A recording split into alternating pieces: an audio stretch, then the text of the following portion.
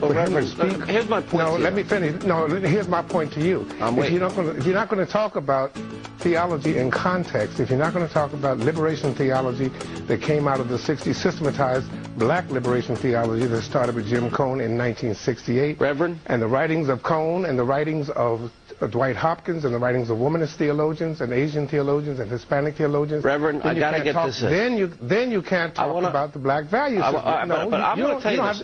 Listen, do you know liberation theology, sir? Reverend, do you know liberation theology? I actually studied.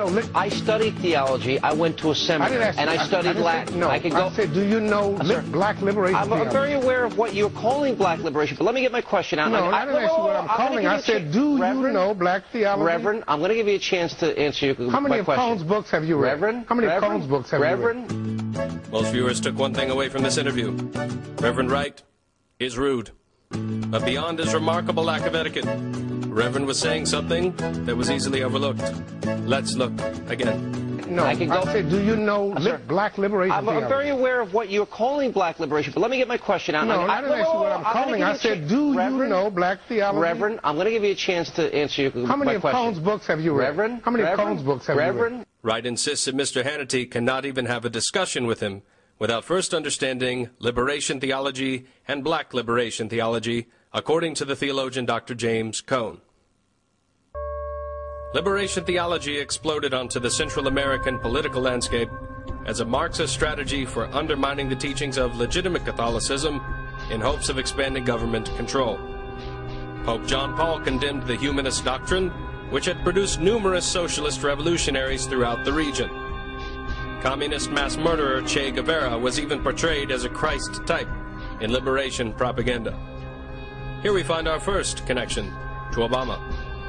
Historically, Marxism has always expanded government control, with programs like nationalized healthcare, gun control, and welfare, all of which are part of the Democratic Party's platform. And again, Che Guevara appears in Obama's campaign. Black liberation theology is an extension of the Marxist liberation theology that exclusively speaks to a negative African-American experience. Dr. James Cone, Ph.D., defines black liberation theology in his book. The following is an excerpt.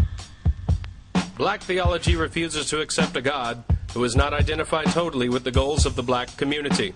If God is not for us and against white people, then he is a murderer, and we had better kill him. The task of black theology is to kill gods who do not belong to the black community.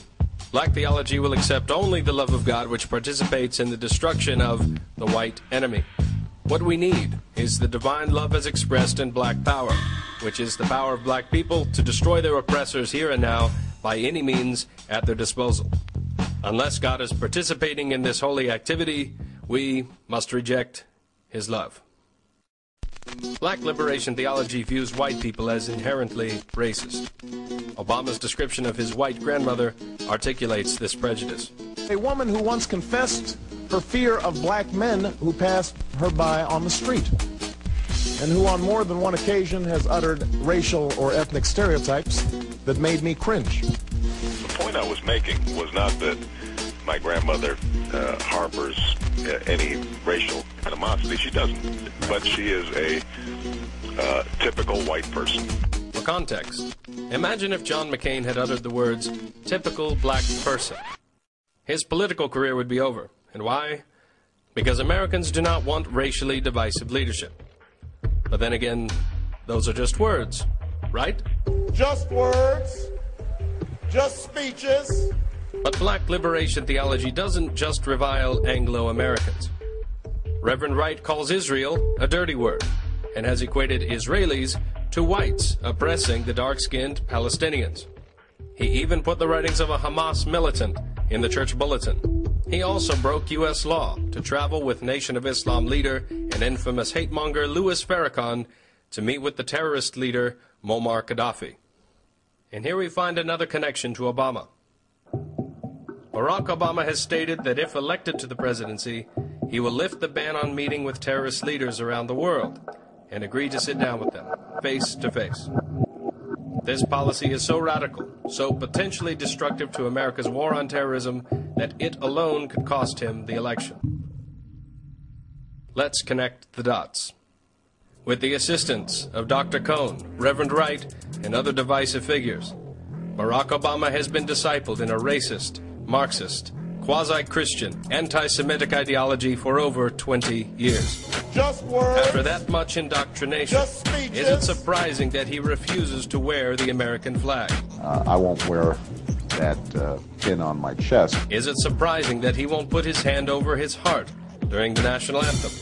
Not God bless America, God damn America! Is it surprising that his wife has never been proud of America until it looked like her husband had a shot at beating Hillary? For the first time in my adult life, I am proud of my country.